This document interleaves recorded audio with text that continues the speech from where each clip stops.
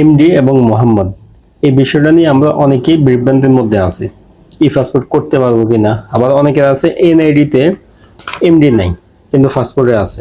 আবার কিছু ব্যক্তির আছে পাসপোর্টে এমডি আছে কিন্তু এনআইডি তে নাই, অর্থাৎ এক জায়গায় আছে এক জায়গা নাই, অথবা দুই জায়গায় আছে, কোনোটায় আছে এমডি, কোনোটায় আছে বড় মোহাম্মদ।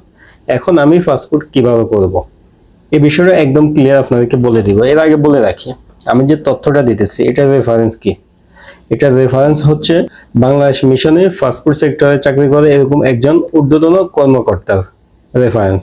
আমি আমার কোনো কথা বলতেছি না, উনি পাসপোর্ট অধিদপ্তরে চাকরি করে, পাসপোর্ট বিভাগে চাকরি করে, ওনার রেফারেন্স, ওনার কথাটাই আমি প্রমাণ হিসেবে আপনাদেরকে দিতেছি। তো কারো যদি এই বিষয়ে কোনো ডাউট থাকে বা আমার এই ভিডিওটা পাসপোর্ট সেক্টরে চাকরি করেন এরকম কেউ দেখে থাকেন, অবশ্যই আপনার মন্তব্য আপনি জানাবেন। এখন আমরা মেন বিষয় আসি। এমডি এবং মোহাম্মদের পার্থক্য যদি থাকে, বর্তমানে যে অবস্থা তা হচ্ছে আপনাকে আপনার ইচ্ছা অনুযায়ী দেওয়া হবে। অর্থাৎ আপনার পাসপোর্টে আছে বড় মোহাম্মদ আর এনআইডিতে আছে এমডি, দুটো কিন্তু একই, আমাদের দেশে হিসেবে আমরা জানি একই, শুধু সংক্ষেপে আর বিস্তারিত লেখা। এখন এই ক্ষেত্রে আপনাকে আপনার ইচ্ছা অনুযায়ী যে কোনো একটা দিবে।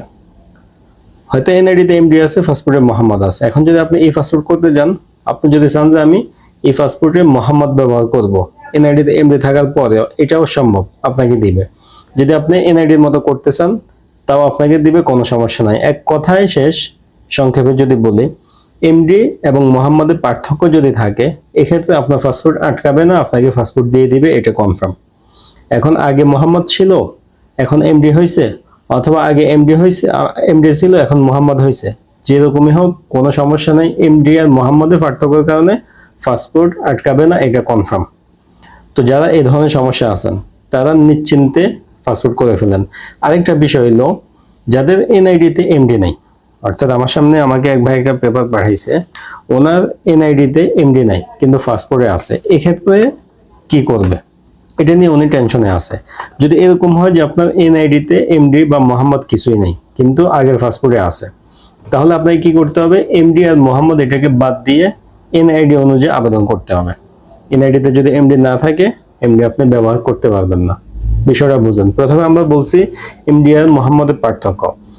এমডি আর মোহাম্মদের পার্থক্য আপনার সিদ্ধান্ত অনুযায়ী গ্রহণ করবে কখন, যখন আপনার এনআইডিতেও এমডি আছে, পাসপোর্টেও মোহাম্মদ আছে, অর্থাৎ এমডি মোহাম্মদ আছে কিন্তু পাসপোর্টে একদম ফুল লেখা মোহাম্মদ আর এনআইডিতে আছে সংক্ষেপে, অথবা এনআইডিতে আছে ফুল, পাসপোর্টে আছে সংক্ষেপে, তখন আপনার সিদ্ধান্ত অনুযায়ী যে কোনো একটা আপনাকে দিবে।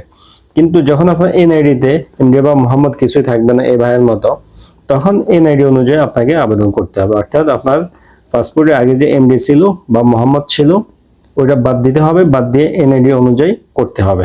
বিষয়টা আপনারা ক্লিয়ারভাবে বুঝছেন?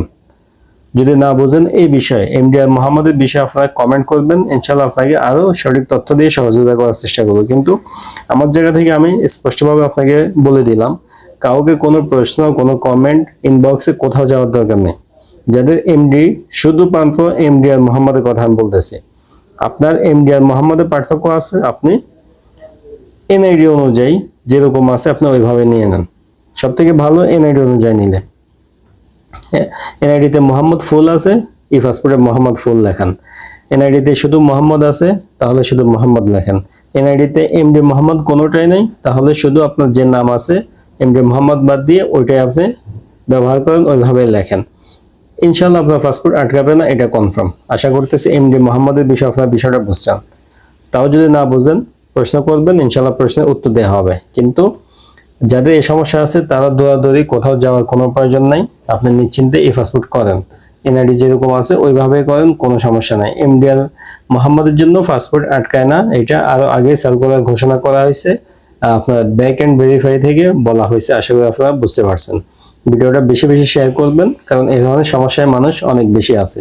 ভিডিও দেখলে তারা সঠিক সিদ্ধান্ত নিতে পারবে, তার সমস্যার সমাধান কি এটাও বুঝতে পারবে। ভিডিও ভালো লাগলে লাইক দিবেন, আর আপডেট পাওয়ার জন্য চ্যানেলে সাবস্ক্রাইব করে রাখবেন। দেখা হবে নতুন ভিডিওতে। আজকে এ পর্যন্তই, আল্লাহ হাফেজ।